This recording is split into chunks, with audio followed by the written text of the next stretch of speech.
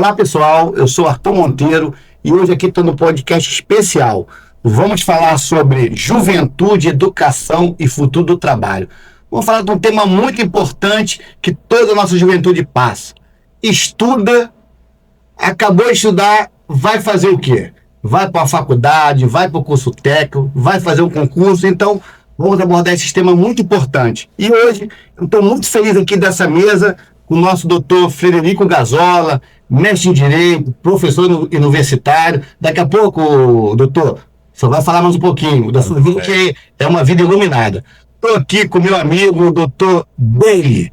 Beni, se falar do Beni, direito aeronáutico, é um bom advogado, daqui a pouco o Beni também, tem certeza que sua presença aqui vai ser uma presença muito marcante. E do nosso amigo João Diniz. O João Diniz é um parceiro, um amigo. João Diniz, Beni, é o cara que é o mentor do Empreende Rio. É verdade. Tem certeza que o João Diniz vai dar uma colaboração muito importante aqui também. Aqui. Obrigado. Agora aqui com meu amigo, doutor Frederico Gazola. Doutor, conta um pouquinho da sua vida, sua história, sua trajetória. Obrigado, Arthur. Bom, boa noite, Arthur, João, Beni, toda a nossa audiência. É muita alegria estar aqui hoje, tratar desse tema super relevante para nós, uma coisa que, ao mesmo tempo que me deixa muito feliz, me deixa muito preocupado e incomodado, que é a questão da nossa juventude, né? Vou falar rapidinho um pouquinho de mim, né? Eu sou advogado, sou professor universitário, mestre em Direito, sou especialista em Direito Eleitoral e também Direito Processual Civil. Tenho alguns livros publicados já. Hoje estou procurador-geral no município de Paraíba do Sul, com o meu prefeito, Júlio Canelinha. E a ideia hoje é a gente dividir um pouquinho aqui naquilo que puder colaborar para a nossa audiência, para essa garotada aí, manter todo mundo no rumo certo e vamos embora. Agora eu vou ter que falar com o doutor Beni. Beni, conta um pouquinho da sua história. E também uma curiosidade, Beni, como é que surgiu o direito aeroviário na sua vida? Bem, primeiramente, um prazer estar aqui nessa roda tão seleta de profissionais e amigos. Eu sou Beni Balabran, advogado especialista em Direito Aeronáutico, professor de pós-graduação de Direito Aeronáutico, presidente da Comissão de Direito Aeronáutico da Associação Brasileira dos Advogados e quero contribuir aqui muito também com minha outra profissão, sou psicanalista, terapeuta, mentor e desenvolvo muitos trabalhos com foco em neurociência e acredito que posso contribuir aqui com o nosso tema, que é muito relevante, né, para a sociedade. E acredito que vamos ainda falar um pouco da nossa história, mas o direito aeronáutico entrou na minha vida ainda muito novo. Eu passava muita necessidade, estava começando minha carreira e, por incrível que pareça, comecei no direito aeronáutico com direito tributário, desenvolvendo uma tese sobre cobrança de IPTU em aeroportos no país. A minha tese vingou no Tribunal de Justiça e com isso eu fiquei conhecido no segmento e comecei a prestar meus serviços de advocacia dentro do aeroporto de Jacarepaguá, em vários segmentos do setor aeronáutico, e com a minha tese consegui muito sucesso no judiciário, e hoje sou especialista e, graças a Deus, um nome conhecido no segmento. E agora nosso amigo João Diniz. João Diniz, aí tem curiosidade, João. Quando surgiu a ideia do Empreende Rio? Como é que você entrou na sua vida? Então, em primeiro lugar, boa tarde, boa noite a todos. É um grande prazer estar aqui com todos vocês, muito bom. E, Arthur, o Empreende Rio, eu coloquei ele em 2020, quando a gente estava no meio da Covid. Eu entendi que eu precisava fazer um evento para, na verdade, unir as pessoas todas que estavam com muitos problemas. Eu criei o Empreende Rio, e a gente já fez 8 edições e o objetivo é justamente esse. A gente pega tecnologia, educação, mulheres empreendedoras, gastronomia, turismo, evento, pega todas as áreas e coloca elas no mesmo evento. Então, graças a Deus, a gente já fez 8 edições. E tem outras coisas também. Eu trabalho há 32 anos como gastronomia, né? Há 8 meses atrás eu tive um AVC e estou também começando a voltar a participar dos podcasts, de palestras. Então, se eu falar alguma coisa que eu esqueci de falar, eu vou buscar uma outra para ajudar a empreender o que a gente precisa. Mas é isso, 32 anos como empresário, eu trabalhei muitos anos como restaurante, eu tenho 22 restaurantes, já tive, tenho alguns, trabalho também na parte de eventos do Rio de Janeiro, fui durante 7 anos gestor desculpa a demora, Morro da Urca, fiz 7 réveillons, duas Copas do Mundo, 50 eventos, enfim, tem muita história para contar, mas daqui a pouco eu conto tudo para vocês. João, depois a gente vai voltar mais um pouquinho, e tenho certeza que o AVC, eu quero entender o que mudou na sua vida depois do AVC. Agora, o doutor Frederico aqui, já mandando um abraço para o meu amigo, prefeito Canelinha, eu tenho certeza que, como procurador lá, está muito bem servido. Fala mais um pouquinho desse tema do jovem, como entrar no mercado de trabalho, o que o jovem pode fazer para facilitar o futuro dele, doutor? Arthur, vou passar essa visão aqui com vocês muito no viés de professor, né? Naquela ideia de estar em contato com essa garotada, com essa molecada todo dia. O que acontece hoje? Eu vejo um fenômeno muito curioso. A gente viveu algumas ondas de ensino. Então, a gente viveu uma onda que a garotada começou a chegar no ensino superior e vamos estudar, vamos fazer faculdade, e todo mundo começou a graduar muito, teve muita gente graduada em Direito, muita gente graduada em Administração. Depois a gente viveu, infelizmente, essa questão da Covid, foi um monte de gente graduando na área da saúde, enfermeiro, médico. E hoje eu percebo que o mercado de trabalho ele não está dando conta de absorver essa galera. Até porque hoje não são todas as universidades que estão preocupadas em dar um ferramental para esse aluno. O que acontece hoje na prática em sala de aula? Eu brinco, né? A gente tem um vilão o tempo todo para a gente que é a praga do telefone celular, né? O meu aluno ele não consegue me destinar mais do que 7 segundos de atenção. Então a aula tem que ser assim, eu falo 5 minutos, conto uma piada, faz uma graça, volta, porque eles não conseguem manter o foco constante ali. Talvez hoje essa grande invasão da tecnologia em sala de aula, que não é o que a gente viveu aquele modelo do cuspigis. Era o professor lá falando, a gente não podia perguntar nada, porque a gente estava tomando um apagador na cabeça, né? E isso mudou muito. Aquela coisa de você ter o professor num pedestal e a gente... Eu tinha professores, vocês tiveram também, que o cara era quase que inacessível, você não podia nem dar uma boa noite para ele.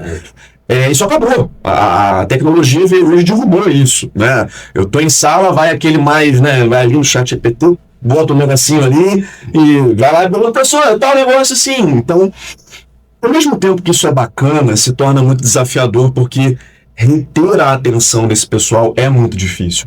Hoje, as universidades que eu trabalho, elas investem muito nessa questão de conciliar tecnologia com sala de aula. É uma fórmula que a gente ainda busca acertar a mão. Tem muita coisa a ser aperfeiçoada nisso ainda. Então, fazer esse jovem ter foco, acho que hoje é o maior problema. Para tudo, né? Sim. Fazer esse jovem ter foco hoje nos estudos dele, na carreira dele, fazer esse cara se achar enquanto ser social, eu acho que está sendo o maior desafio, né? Eu estava até conversando isso outro dia com o Júlio, e a gente trocando uma ideia de como vai se tornar difícil nas próximas campanhas, por exemplo, para os políticos reterem a atenção desse pessoal. Porque a gente não tem mais aquela coisa como havia antes de uma retórica técnica, isso não leva mais. Você tem que ter uma retórica de paixão. O teu eleitor hoje ele não compra mais, eu fiz isso, aquilo, não esquece, ele quer uma paixão, ele quer uma causa para ele defender.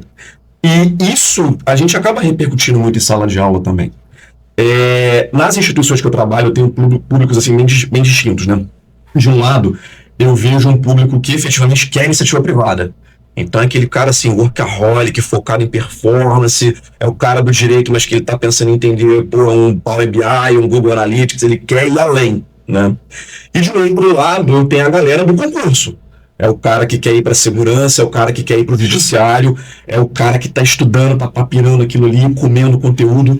Então, casar isso tudo, talvez hoje seja o maior desafio. E, assim, pegando até uma coisa que o Ben falou, né? Mentorar esse cara para ele se entender e ele se encontrar, talvez seja o maior desafio. E aí, um outro problema maior, que é você fazer esse cara entender o que é um hard skill, o que é uma soft skill, né? Vamos lá. Hard skill, para quem está ouvindo a gente, é o teu diploma, é o curso que você fez, aquela tua formação, é o teu núcleo duro. Mas eu brinco muito, né? O cara para ser advogado hoje, qualquer profissional, mas vamos falar do advogado, né? O cara para ser advogado hoje, para ele ter sucesso, eu brinco que ele tem que ser igual um canivete suíço. Ele tem que ser polivalente, ele tem que saber de tudo um pouco, ele tem que dominar a tecnologia, ele tem que saber falar, ele tem que saber se posicionar. Então, ter esse desenvolvimento também, eu vejo que é uma pauta que tem que ser, como é que eu posso colocar? Tem que ser mais bem trabalhada, tem que se tornar uma preocupação das universidades. Doutor, o jovem entra na faculdade de Direito, ele entra na faculdade, ele pode ser normalmente 5 anos ou períodos, 10 períodos. Isso. Ele vai primeiro ano, segundo ano, terceiro ano. Ele chega no terceiro, quarto ano e olha assim, ano que vem eu me formo advogado, vou prestar a prova da OAB. Eu estou olhando um movimento muito na rede social e a gente está acompanhando, e tem um pessoal do concurso também. O que esse movimento da rede social está influenciando nesse jovem para ir para a advocacia mesmo, exercer a advocacia, ou fazer um concurso? E um outro ponto, eu estou começando a perceber que o escritório de advocacia, antigamente o tradicional, Beni, era só botar o escritório e esperar o cliente chegar. Hoje, o que a rede social busca de cliente? Sim. Muito bom você tocar isso, Arthur. Hoje, a gente, quando fala esse ser social, né, enfim, e esse ser cybersocial, a gente usa um termo de cybermob. O que é isso? São grupos. Você vai ter tribos digitais onde esses caras vão se inserindo. E acontece exatamente isso. Você tem uma tribo do concurso, você tem uma tribo que quer performar bem na advocacia.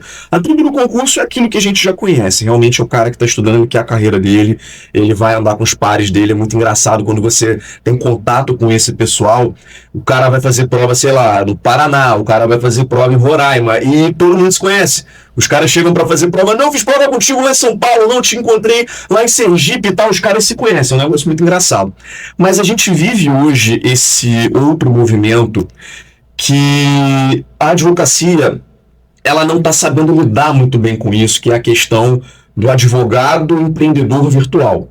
Você pontuou muito bem, hoje você, antigamente, montei meu escritório, só esperar que vem. Isso não acontece mais. Hoje, se você abre o seu escritório, você tem que correr atrás. Tanto que a própria ideia de abertura de escritório hoje, ela é uma coisa meio excepcional. O pessoal hoje vai lá, fecha um contrato num coworking, ou então o pessoal monta uma sala e vai revezando ali dentro, né? Aqui na cidade tem alguns advogados já fazendo isso.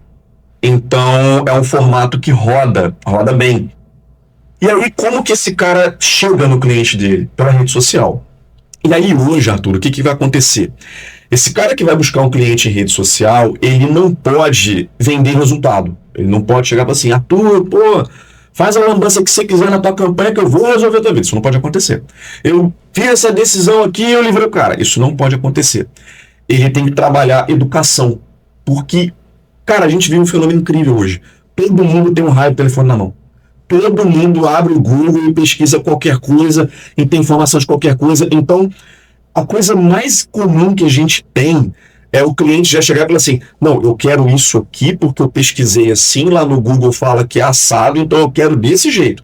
Aí você vai falar, não, peraí, não é bem assim, se você fizer assim o risco é elevado, a gente faz análise de risco, peraí, não, calma. Não, mas eu quero assim, porque lá o advogado assim falou e tal, dá vontade de falar assim, não, mas vai lá, contrata o cara no Google, não, me esquece. Mas a grande verdade é, você precisa educar esse público. E aí, nessa corrida, Arthur, o que acontece? Ganha aquele que vende mais o conteúdo, que educa melhor, que produz aquilo de uma forma que ele retém melhor aquele público dele, né? Você vai ter hoje, pegar o exemplo, por exemplo, do Beni aqui. Ele é um cara do direito aeronáutico, então se você pesquisa ele, você acha ele ali. Agora, se eu tentar correlacionar ele, por exemplo, com o direito ambiental, talvez eu não consiga. Você começa a criar aquelas figuras assim, em várias prateleiras. Você coloca aquela pessoa ali, então, opa, aquele cara é uma referência. Beleza, eu vou até ele. Não, aquele cara ali não é referência para isso. Eu tenho que procurar algum outro. Ah, doutor, muito obrigado. Beni, direito aeronáutico. Outro dia eu estava olhando na rede social, João, e vi um pastor muito famoso aí reclamando de uma companhia aérea. Essa companhia não funciona, essa companhia é uma droga. O que aeronáutica ele trata? Ele trata dessa relação também de companhia aérea com o consumidor, sobre acidente aeronáutico. O que tu pode falar sobre isso aí? Que eu tenho certeza que esse pessoal que vai assistir a gente vai ficar muito informado. Esse é um tema de uma das minhas principais aulas no curso de pós-graduação, que é justamente as relações jurídicas que se desdobram dentro do direito aeronáutico, dentro de um complexo aeroportuário. E isso que é muito interessante, porque quando você fala do direito aeronáutico, o que vem na cabeça das pessoas num primeiro momento, naturalmente, é a questão do consumidor. Passageiro aéreo, aqueles problemas, atraso de voo, overbooking, cancelamento, extravio de bagagem. Mas o direito aeronáutico é muito mais que isso. Então, o que eu ensino hoje, por exemplo, é como ele nasce dentro do mundo empresarial. Então, uma empresa, um táxi aéreo, ou uma empresa de manutenção de aeronaves, uma empresa de hangaragem, para ela entrar no aeroporto, o processo ali já começa com uma licitação. Então já estamos ali trabalhando com licitação, de contratos de concessão e cessão, que são extremamente complexos, envolvendo a Infraero, as regulamentações da ANAC, e aí a empresa entra ali, ela já tem que começar a preocupar com as questões trabalhistas, porque ela vai ter uma diversidade de relações trabalhistas dentro da empresa, porque vai ultrapassar a esfera da secretária, do atendente, porque ela vai ter o piloto, o mecânico de aeronave, o auxiliar, o pintor, e tudo isso vai entrar em legislações muito específicas, porque tem um abastecimento das aeronaves, entre os critérios de periculosidade, insalubridade, são todos muito diferentes dos outros segmentos comerciais e sociais, né? E aí a gente já começa a se esgueirar em várias áreas, direito civil, né, porque tem os contratos de hangaragem, né, com os próprios clientes que vão guardar as aeronaves, ali tem os contratos de seguro dessas aeronaves, e aí começam as relações até mesmo para a empresa funcionar, as contratações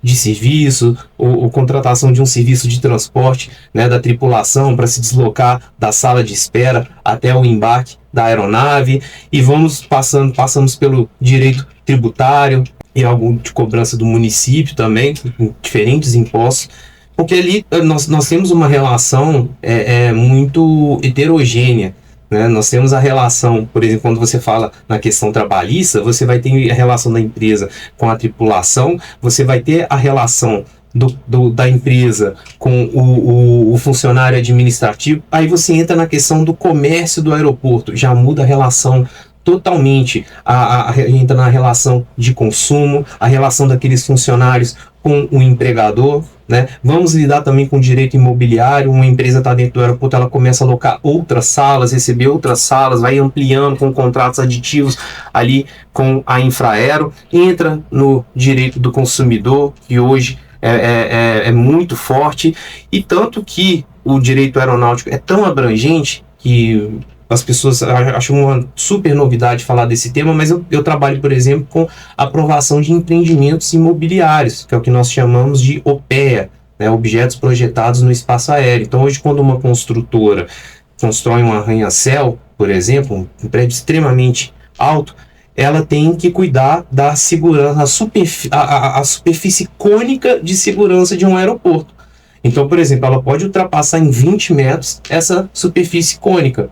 E aí o Comair chega e embarga a obra, por exemplo. Aí entra eu para fazer um processo administrativo e tornar aquilo violável.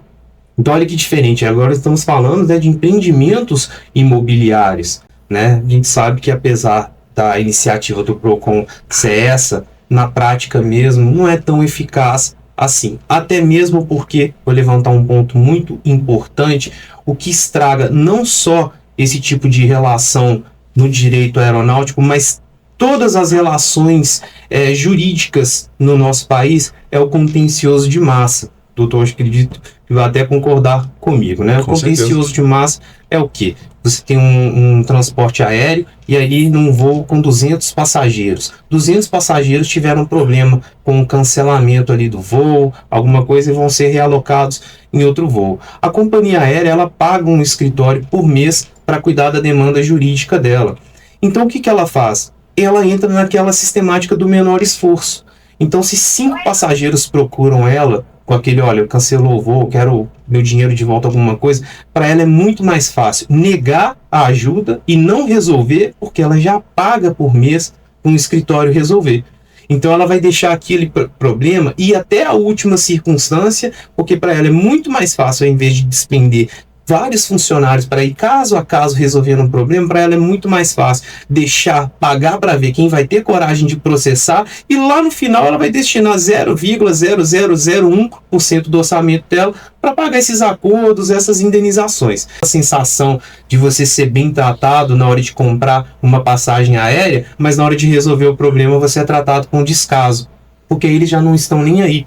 E digamos que num voo com 200 pessoas, às vezes 5 dessas têm coragem de processar. Então essa política vem estragando a qualidade do serviço no Brasil, e principalmente nesse segmento aeronáutico. Então quando um passageiro enfrenta esse problema no aeroporto, o que ele tem que fazer imediatamente está acontecendo, tem formulários específicos para isso, extravio de bagagem, cancelamento, você preenche, registra, tira foto, já começa o conteúdo ali probatório, realmente o consumidor ele tem que registrar, e aí depois, se ele não conseguir numa tratativa administrativa com a empresa, né, uma passagem que ele ganha, um bônus, alguma coisa, ele vai ter que recorrer ao judiciário, infelizmente. E esses canais de comunicação como o Procon vão tentar ajudar, mas o consumidor ele vai sempre receber ali o mínimo, digamos assim. É até chato falar isso, mas no final das contas, a judicialização da matéria é o que vale mais a pena para o consumidor, né, diante do desgaste que ele passa e tudo isso que ele sofre, que é um grande transtorno, né?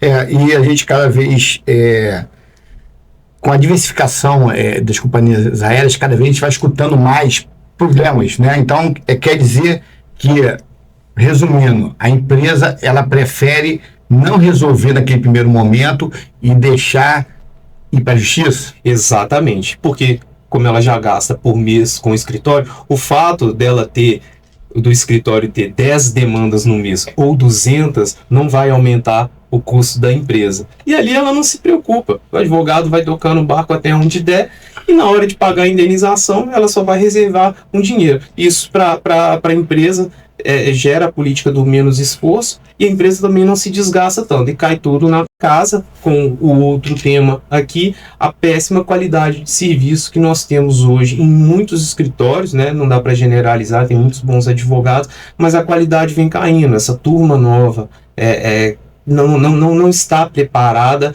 para a evolução que o mercado chegou, né? Eu vejo isso em comissões, grupos de estudos que eu coordeno, que eu estou à frente. Comentei isso recentemente com um amigo. Falei com ele assim: repare que os menos esforçados são os que mais precisam. E os que não precisam são os mais esforçados, porque já entenderam a regra do jogo, né? A regra de se manter em movimento, a regra de fazer acontecer, né? Então eu acho que hoje existe no Brasil uma cultura, né, que é vinculada a esse contencioso de massa, mas o fato dos jovens não estarem mais crescendo profissionalmente, eles perderam a identidade deles, com tanta comparação com as redes sociais, seguindo influências que dão uma ideia de uma vida com dinheiro vem fácil, né, fazendo dancinha na internet e tal. E isso está influenciando no universo jurídico, e muito, né? Às vezes eu tenho uma indicação de um profissional para me ajudar com alguma coisa, e aquele profissional é indicado assim: ó, esse aqui é o meu melhor advogado, ele vai te ajudar com isso. E quando vem o resultado do serviço, eu prefiro recorrer ao ChatGPT e pedir ele para refazer, porque em 5 minutos ele me entrega algo melhor. Como a gente não aprendeu a dançar, né, João? A gente, o Dr. Fred, o Dr. Ben, o João aqui, a gente não aprendeu a dançar. Então a gente vai ter que trabalhar e bastante. João Diniz, idealizador do Empreende Rio, você vinculado a esse movimento de gerar oportunidades. Juventude, educação do trabalho. O que você acha que a nossa juventude está no caminho? Então, Arthur, eu comecei muito novo, com 7 anos de idade. Eu vendia gibis na minha sala, que eu morava em Laranjeiras. Eu tinha uma classe social boa, mas eu já queria trabalhar. Eu sempre quis trabalhar. Eu comecei dessa forma: eu descia na frente da minha casa com os gibis E de 18 até agora, estou com 51 anos, eu trabalho como empresário. Eu já tive 22 restaurantes, como eu falei, trabalho há muitos anos também na área de eventos no Rio de Janeiro. E uma coisa que sempre me chamou muita atenção foi o seguinte, eu era 1 ou 2 sócios e eu devia ter, cada negócio que eu tinha, eram 40 ou 50 pessoas que trabalhavam para mim. E eu sempre fui uma pessoa que eu sempre tive muito cuidado, não só com os meus clientes, mas principalmente com as pessoas que trabalhavam comigo, que eram meus sócios. Porque eu falo que o empresário e o colaborador é uma coisa. A outra coisa é o seguinte, a gente é sócio. Então daí eu comecei a entender de que forma eu poderia ajudar todas as pessoas, ainda mais depois de 32 anos, porque eu aprendi muito no sangue. Não existia nenhuma universidade para empresário, não havia nenhuma universidade para quem queria montar a sua coisa. Então, as minhas universidades foram restaurantes que eu abria, fechava, e eu entendi que eu precisava trabalhar as pessoas que queriam trabalhar junto comigo para dar uma chance maior do que elas. Então, em 2020, eu criei o Instituto João Diniz. Eram 3 dias de aulas, e no final do dia eu dava uma certificação deles como Instituto João Diniz. E eu tinha um outro grupo que eram as minhas WhatsApps, que eu tinha mais de 20 WhatsApps, que eu falava para quem quer trabalhar e quem quer contratar. E com isso eu fiz 5 mil pessoas, eu criei 5 mil pessoas nas minhas aulas e eu coloquei milhares de pessoas, sempre com os jovens, porque eu digo o seguinte, o jovem hoje vai ser um cara, o cara com 50 anos de idade. Então esse menino, quando tem 15, 16, 18, ele quer aprender alguma coisa e é muito difícil, cara, porque assim, poucas pessoas têm a chance. A minha mãe foi médica, meu pai é arquiteto, meus irmãos todos engenheiros, e eu fui um jovem que eu não quis estudar da forma tradicional, eu quis aprender na porrada, né? Desculpa o termo, mas é a forma que a gente aprende, porque quem teve 22 restaurantes e hoje eu tenho 4, eu já perdi 18 casas. João, só uma curiosidade. Volta seus 17, 18 anos. Se você fosse um jovem, faça assim, ó, eu não quero estudar no modo tradicional, eu quero empreender. Qual conselho você daria? O que ele poderia fazer para maximizar a experiência dele? Qual conselho você daria a um jovem que quer empreender? Ótima pergunta. Na minha época, eu sou de 73, né? Então com 18 anos, 83, 91, não existia digital. Não tinha digital, não tinha Facebook, não tinha Orkut, não tinha Instagram. Então, assim, era muito difícil uma pessoa que não quer estudar da forma correta, né? Não é correta, da forma formal, ter algum sucesso. É muito difícil. Atualmente, a gente tem várias coisas que querem ajudar as pessoas no digital. Você tem Instagram, TikTok, YouTube. Você tem o digital, ele ensina muitas coisas. Existe, obviamente, muitas pessoas que querem ensinar, mas não sabem também exatamente como faz, porque também não venderam aquilo tudo que elas dizem que venderam. Então, a verdade é a seguinte, procurem. O empreendedor, ele tem que ser um grande... ele tem que ser um cara que nunca está satisfeito com o que ele tem, ele sempre tem que querer algo mais. Eu quero ser melhor, eu quero acontecer uma coisa diferente. Então, frequente o digital. O digital, ele é bom para te dar um caminho. E a outra coisa é o seguinte, cai para dentro, cara, porque é muito difícil, cara, é muito difícil. Se você quiser ser dono de restaurante, evento, montar uma loja de roupa, é muito difícil, porque, infelizmente, eles não entendem que não é o colaborador contra o empresário, são juntos. são juntos que eles vão ganhar dinheiro. Então, isso que a gente precisa também buscar, que a política comece a tratar os empresários, empreendedores de uma outra forma. E foi muito bacana, depois da Covid, muita gente perdeu a forma que conseguiam trabalhar e tiveram, de alguma forma, começar a empreender. Então, de 2020 para cá, mudou um pouco também a forma que as pessoas tratavam os empresários e empreendedores. Hoje você tem, eu tenho hoje uma casa no Vidigal, que é uma favela no Rio de Janeiro, uma casa de musculação.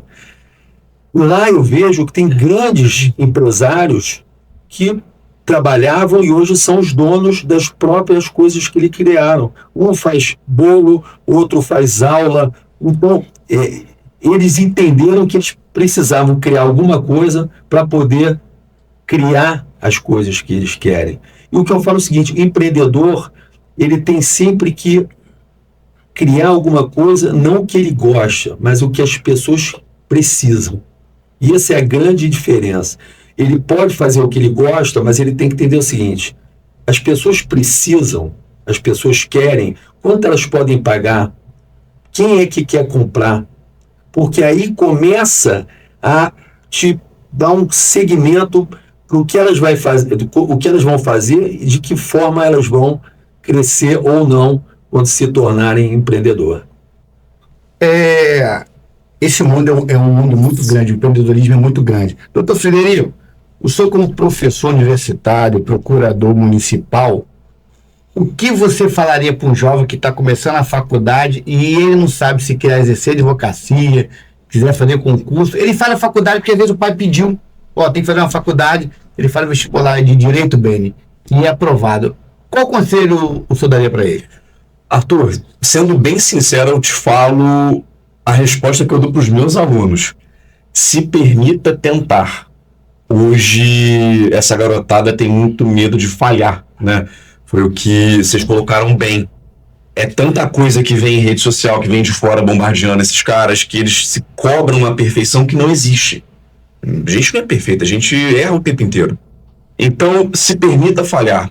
Sabe quando você olha aquele cara e você fala assim: pô, esse cara tem futuro, ele é inteligente, o moleque é bom, né? E o cara, eu dando aula e botava a matéria no quadro e tal, e falava, e o moleque, cara, você via que a cabeça dele estava em outro lugar, mas eu olhando que o cara era inteligente. Aí teve um dia, ele foi meu aluno no primeiro período, segundo período, terceiro período, eu olhei pra ele e falei assim: cara, pelo amor de Deus, chega aí. O que tá acontecendo contigo? Você tá com a cara de gato morto aqui, o que tá acontecendo? Aí ele: pô, Fred, eu tô fazendo isso aqui por causa da minha mãe, ela é advogada, ela me cobra, eu não gosto disso, poxa, você é o melhor professor que eu tenho, mas eu não quero isso aqui pra mim, e nunca me perguntaram o que eu queria fazer. Eu falei: e você quer fazer o quê? Aí ele: eu não sei. Eu falei: cara, aí fica difícil, né? Às vezes você não precisa dar... Bom, pelo menos vamos lá, isso aqui você não quer, beleza, já é um começo.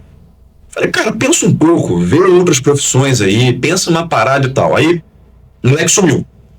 Falei: pô, acabei com o sonho do garoto de faculdade, né? Pô, fiz besteira, né? Passou um tempo, cara, eu tava no prédio da faculdade, saindo da sala, eu olho pro lado, tá saindo o Eduardo de jaleco branco, felizão. Olha, moleque, tá aqui, pô, tô fazendo fisioterapia, tô felizão, professor. Pô, eu deixei e tal. Falei: então beleza, é isso. Então, hoje, Arthur, de verdade, para quem quer estudar, para quem quer empreender, se permita tentar. A falha é parte do processo. O grande problema é que a gente vem de uma cultura de fracasso no Brasil, e a gente olha para o erro: meu Deus do céu, o mundo acabou e tal. Eu não gosto disso. Eu gosto muito da cabeça do americano. O norte-americano, ele falha. Ele olha: beleza, eu errei, eu falhei, vamos entender o erro, deixa eu verificar onde é que tá errado, e eu vou entender isso aqui, eu vou melhorar e vou embora de novo, e vai assim. Acho que a tua experiência é um pouco disso. É onde você aprende, né? Você só aprende quando você perde, quando você não dá certo. É a melhor... Eu digo o seguinte: você, quando erra, é um prato cheio para você falar assim: onde é que você errou, o que você não faz mais para não fazer de novo? Para ficar melhor, para sair melhor disso aqui. É isso, é a mesma coisa. Eu quero estudar, eu quero empreender, cara, eu vou errar, é do processo, mas espera aí, eu não posso ser um bebê chorão. errei, eu tenho que olhar para esse erro, vamos entender isso aqui como todo mundo é adulto. Exatamente. Quero crescer, o que eu fiz de errado, como que eu posso melhorar isso aqui, não tô sabendo sozinho que vou pedir ajuda de alguém, vou procurar uma inspiração, vou ler, vou estudar mais e colocar para frente. E falando em erro, Benny, tem um filme do McDonald's, a história do McDonald's, justamente toca em erro. O cara que hoje ficou dono do McDonald's, na verdade não criou o McDonald's. Ele é um vendedor de máquina de milkshake, falido, né? Já desacreditado. Sim. Ele foi lá, viu aquele modelo que alguém criou, ele foi empreendedor. O que ele fez, na verdade? Ele pegou a ideia que era muito boa, aprimorou e virou essa multinacional. Então, Benny, o que você falaria para um jovem que, poxa, eu posso errar? Qual conselho você daria a ele? E nesse caso é interessante que ele não só aperfeiçoou o negócio, como foi extremamente estrategista, porque ele comprou todos os terrenos onde abririam as novas unidades, e quando foi desfazer a sociedade, descobriram que ele era, na verdade, tinha se tornado sócio majoritário, porque ele era dono de todas as propriedades onde tinha o McDonald's. A renda maior do McDonald's hoje é com aluguéis, e não com venda de hambúrguer. Isso é incrível, né? A renda do McDonald's, de verdade, é aluguel. E o que eu diria para o jovem, dentro do contexto que nós conversamos aqui, existe uma frase budista que fala assim: qual é a melhor forma de tomar uma decisão correta? É tomando a decisão errada. O melhor aprendizado, né, está no erro. E até uso aqui, né, dentro das habilidades que, graças a Deus, eu tenho, uma delas é a psicanálise, a neurociência. Eu tenho 2 turmas de alunos grandes espalhadas pelo Brasil, alguns alunos de fora, e eu ensino isso para eles. Ensino o processo do autoconhecimento, ensino sobre neurociência. E o que está acontecendo hoje, isso já vem lá de trás, até da minha época. Por exemplo, quando eu escolhi a advocacia, eu vim de uma família, eu só tinha um tio advogado, uma relação morna, então eu fui muito desencorajado. Até meu pai mesmo me desencorajou. Todo mundo falava: mercado cheio, não vai dar certo, você vai ser só mais um. E hoje, graças a Deus, eu não me considero só mais um. Mas na época que eu fazia faculdade, por exemplo, eu tinha que chegar para o meu professor. Se eu chegasse vestido todo de preto, bastava eu dar um alô da porta, que ele já fazia assim: vou te dar presença. Por quê? Eu estava indo trabalhar na noite. Eu era barman, eu era garçom, trabalhava em cerimonial de festa. Eu, na minha época, ainda podia fazer 2 estágios. Eu fazia 2 estágios sem almoçar, porque eu tinha que sair correndo de um para o outro. E na faculdade eu ainda tinha que matar a aula para trabalhar de madrugada. E eu ainda tinha notas boas, né? E hoje, o que está acontecendo com o jovem? O jovem parece que está cansado antes de tentar, né? Então, nós temos uma cultura hoje que está, assim, eu vou dizer com esse termo, e eu acho que essa colocação é muito importante aqui para o nosso debate. Está derretendo o cérebro dos jovens. E eu vou até num ponto mais profundo, porque nós estamos hoje... Quem não entendeu isso ainda tem que acordar para a vida. Nós estamos sim na Terceira Guerra Mundial. E nós estamos perdendo uma guerra silenciosa, que é uma guerra cultural, né? Então, hoje, por exemplo, um ponto muito sensível: os jovens estão completamente viciados em telefone celular. Não só eles, né? Nós também estamos. E isso é por causa da dopamina, né? O cérebro vai liberando dopamina, vai gerando aquele vício, aquela sensação de estar recebendo algo, uma falsa sensação, né? O jovem está ficando viciado nisso. Então, hoje você pega um aluno, eu até comentei isso com um amigo outro dia, eu falei: caramba, como que a gente aproveitava uma festa, um aniversário, que a gente batia papo. Hoje fica todo mundo com o celular na mão, preocupado em tirar 70%. Você está numa fraternização, a pessoa gasta no celular, né? E antigamente não era assim. E hoje o TikTok é uma ferramenta muito acessada pelos jovens. O TikTok é da China, mas a China proíbe o TikTok lá. O Brasil não tem condição de enfrentar uma guerra bélica. E todo mundo sabe disso. Então ninguém vai invadir o Brasil e fazer alguma coisa desse tipo aqui com armamento bélico. Então nós estamos sim numa guerra silenciosa. O TikTok foi implementado aqui, tanto é que ele já vem sendo excluído em países, Estados Unidos já estava trabalhando isso e tal, e é proposital para realmente acabar com essa cultura de desenvolvimento da juventude. Então hoje os jovens, eles estão muito vidrados em culturas musicais péssima qualidade, né? Nosso corpo é formado de 70% água, é comprovado que a frequência das músicas, a frequência do ambiente altera a molécula da água, e hoje os jovens estão escutando funk, letras degradantes que só sexualizam, incentivam o consumo de álcool, drogas, eles estão enfurnados em baladas, isso está gerando uma intoxicação. Nosso corpo é um laboratório químico, nosso cérebro também. Então toda essa cultura de Instagram, TikTok, músicas ruins, alimentos ruins, qualidade, está gerando nos jovens uma questão muito forte de ansiedade, né? Essa ansiedade, o telefone está influenciando no nível de dedicação deles aos estudos. Nós já vivemos num país onde é extremamente difícil você empreender, além de advogado também. Falar em empreender, deixa eu chegar a um ponto aqui. Agora, o João Diniz, tem uma outra história que é muito famosa da Coca-Cola. Eu nem sei se é verdade. Diz que a Coca-Cola ela foi feita para ser um xarope e parece que foi um fracasso. Alguém comprou a fórmula, já tinha tomado xarope, tomou o xarope, pegou o gosto e a Coca-Cola nasceu daí. Essa história é verdadeira? Você já escutou isso? Eu já ouvi também. Eu não sei se é verdade, mas é a forma que contam da Coca-Cola é justamente essa que você colocou. Na verdade, o que acontece? Realmente quem criou, ela foi porque alguém queria tomar. Eu acerto o erro que a gente estava falando. É isso. Então, às vezes, você faz uma coisa que erra, mas dali pega uma coisa e funciona, que é o caso do MC, que vocês falaram, o MC é o McDonald's. E o cara que fez, ele teve uma ideia que as pessoas gostaram. Então é justamente isso, empreender não é só criar coisa, você precisa entender, você tem que ter sensibilidade, cara. O que muda um empreendedor fazer sucesso e outro não, é porque o cara tem que ter sensibilidade de falar assim, cara, eu acho que é isso que estão querendo. Não é o que ele quer, não, é o que é necessário.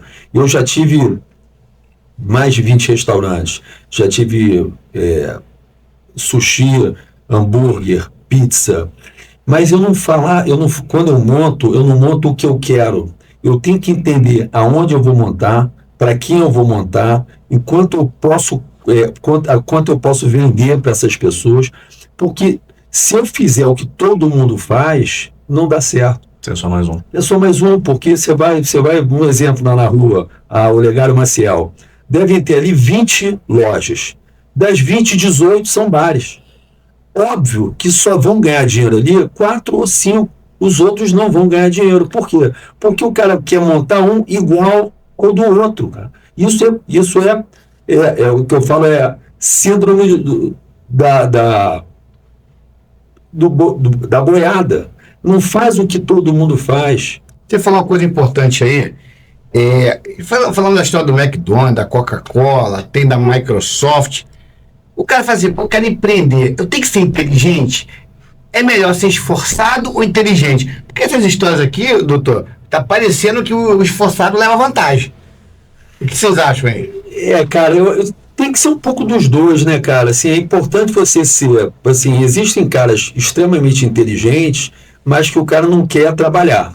Mas o caso do McDonald's aqui é só instigando. O caso do McDonald's que montou o sistema foi muito inteligente. E não deu certo com ele. Talvez ele deve ter... quando ele for criar, deve ter faltado alguma coisa. É isso que acontece. Às vezes você está com tudo certo, mas falta alguma coisa que a coisa não voa. Então, e o outro entendeu o que faltava e fez voar. Então, isso que é o mais importante. O cara tem que estar olhando para quem vai comprar, não é o que ele quer vender. E isso, quando eu falo que é empreendedor, todas as pessoas são empreendedores, né? Eu vou dar um exemplo. DJ não acha que é empreendedor, mas ele vai tocar. Se ele tocar e tocar sempre errado, ele não contrata mais. Eu já tive casa de festas. Um dos maiores importantes de eu ter era um bom DJ.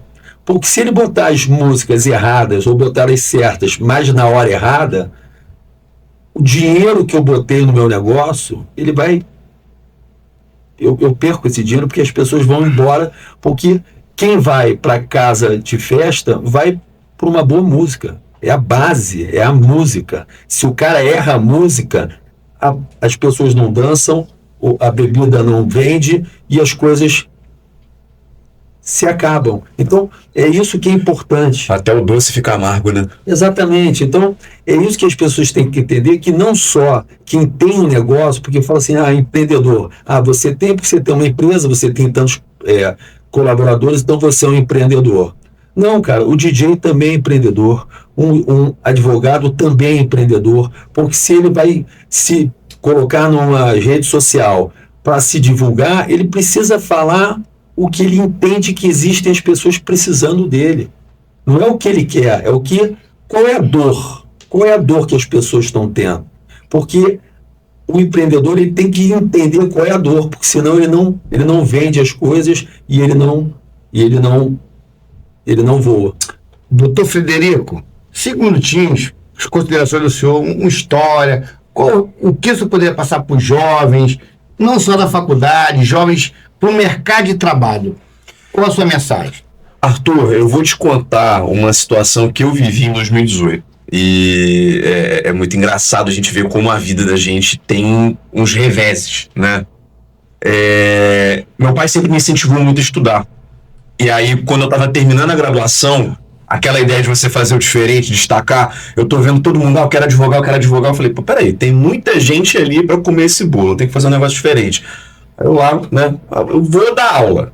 Beleza. Aí pra dar aula você tem que ser pós-graduado, tem um mestrado ali, então beleza. Vamos correr atrás desse mestrado. Aí meu pai, vambora, mete a cara, tô contigo. 2018 todo, no mês de 2018, meu pai foi diagnosticado com câncer de intestino. E aí começou todo aquele processo, tal.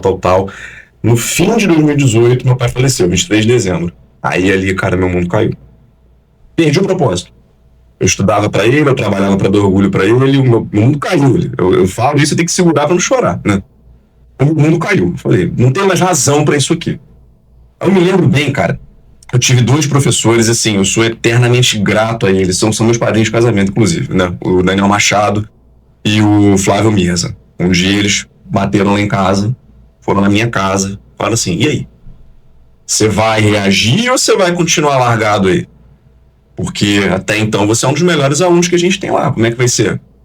Não quero mais isso, que não sei o quê. Aí o Flávio virou, colocou a mão no meu ombro e falou assim, você acha que é isso que teu pai ia querer? Ali, cara, voltou tudo, voltou a força toda, e vambora, né, vamos fazer. Então, disso, cara, eu acho o seguinte, mar calmo não faz bom marinheiro. A gente tem que encarar essas adversidades e crescer. Você tem que se permitir o desconforto.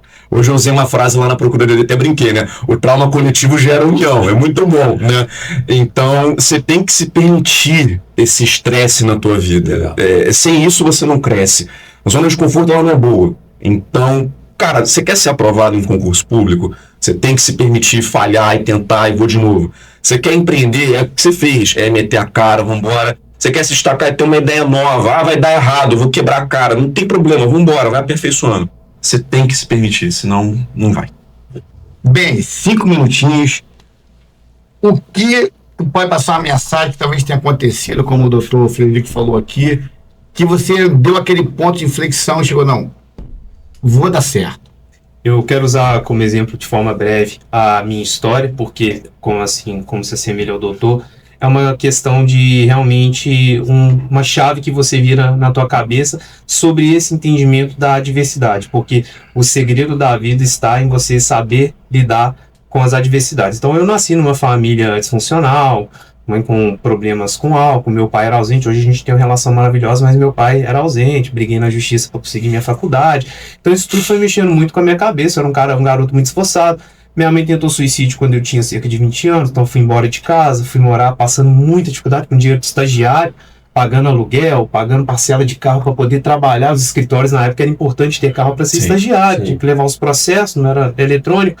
Então foi aí que eu decidi vir para o Rio de Janeiro. Eu vim para o Rio de Janeiro porque meu pai morava aqui e eu não tinha mais dinheiro para pagar o meu aluguel que eu dividia em BH. Então eu pedi um favor para ele de passar uns 2 meses aqui. Não deu muito certo, com 1 mês e meio eu deixei a casa do meu pai.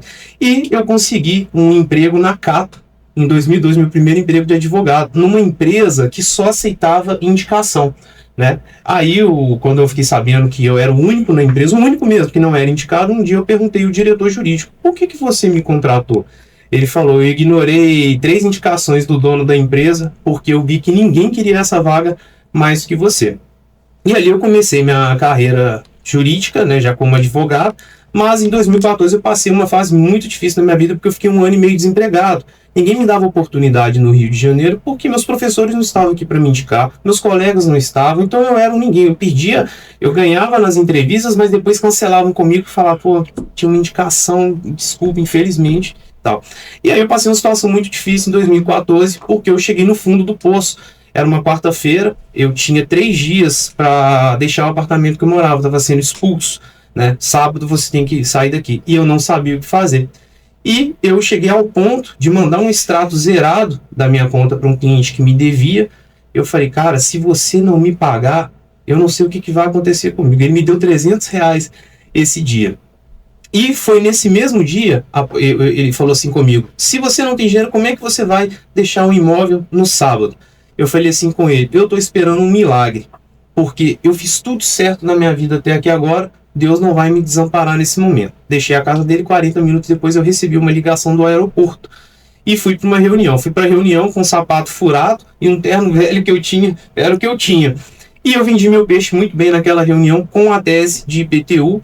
E essa é a parte mais interessante. Direito tributário era a matéria que eu tinha mais dificuldade na faculdade. E ali, naquele momento, eu desenvolvi uma tese e vendi ela para o cliente. E apertei a mão dele e falei assim com ele, se eu desbloquear a conta da sua empresa, então uma dívida milionária, nessa semana você vai fazer um trato comigo. Você vai mandar seu advogado embora e vai me contratar. Nós apertamos as mãos e eu desbloqueei a conta dele na mesma semana, saí com um cheque da reunião e consegui deixar o imóvel. E dali eu decolei. Mas onde eu quero chegar?